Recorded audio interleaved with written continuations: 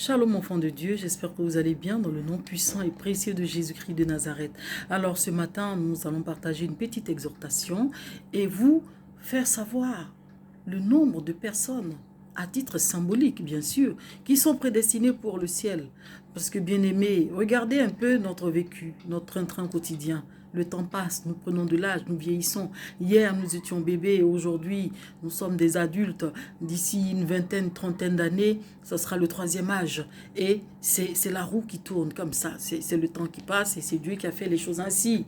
Mais quand nous ne serons plus là, il faut savoir qu'il y a une vie après la mort et le salut est important. Donc, Apocalypse ici, tout le livre d'Apocalypse 7 nous parle justement de ceux-là même qui sont prédestinés pour le ciel. Et il n'y a que 144 000 à titre symbolique. Donc, si tu veux entrer au ciel, tout dépend de toi. Il suffit seulement d'être dans l'obéissance de la parole de l'Éternel et le ciel te sera ouvert. Tu auras la couronne de vie éternelle. C'est simple. Donc, je fais la lecture. Après cela, je vis 4 anges debout aux 4 coins de la terre. Ils retenaient les 4 vents de la terre afin qu'il ne soufflât point de vent sur la terre, ni sur la mer, ni sur aucun arbre. Et je vis un autre ange qui montait du côté du soleil levant et qui tenait le sceau du Dieu vivant. Il cria d'une voix forte aux 4 anges à qui il avait été donné de faire du mal à la terre et à la mer, et il dit: ne faites point de mal à la terre, ni à la mer, ni aux arbres, jusqu'à ce que nous ayons marqué du sceau le front des serviteurs de notre Dieu. Et j'entendis le nombre de ceux qui avaient été marqués du sceau, 144 000 de toutes les tribus des fils d'Israël. 144 000. De la tribu de Juda, 12 000, marqués du sceau. De la tribu de Ruben, 12 000. De la tribu de Gad, 12 000. De la tribu d'Azer, 12 000. De la tribu de Nephtali, 12 000. De la tribu de Manassé, 12 000. De la tribu de Siméon, 12 000. De la tribu de Lévi, 12 000. De la tribu d'Issachar, 12 000. De la tribu de Zabulon, 12 000. De la tribu de Joseph, 12 000. De la tribu de Benjamin, 12 000. Marqués du sceau. Nous sommes issus aussi de la tribu de tout cela même que j'ai cité. Parce que quelque part, il y a eu le temps qui est passé et on ne peut plus savoir. Mais Dieu seul sait de quelle tribu nous venons. Parce qu'on a tous des descendants, des origines de génération en génération. Donc tous les habitants de la terre sont dans ces 144 000 marqués du sceau. Il y a un par famille, un par tribu. Mais ils sont tous regroupés ici, que 144 000. Bien-aimé, tout dépend de toi, du choix que tu fais étant sur terre, de tes convictions, de tes envies. Qu'est-ce que tu recherches véritablement?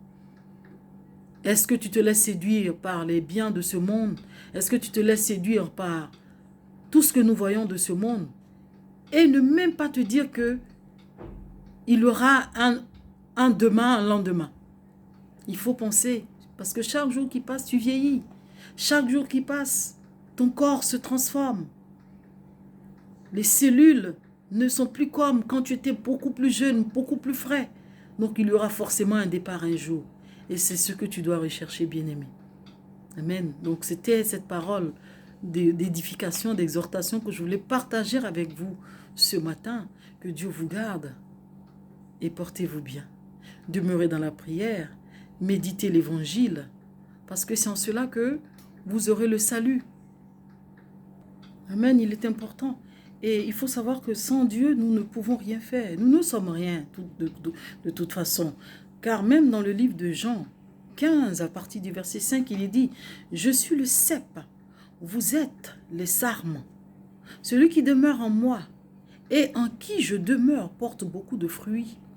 Car sans moi, vous ne pouvez rien faire. Sans moi, vous ne pouvez rien faire. Ça veut dire quoi?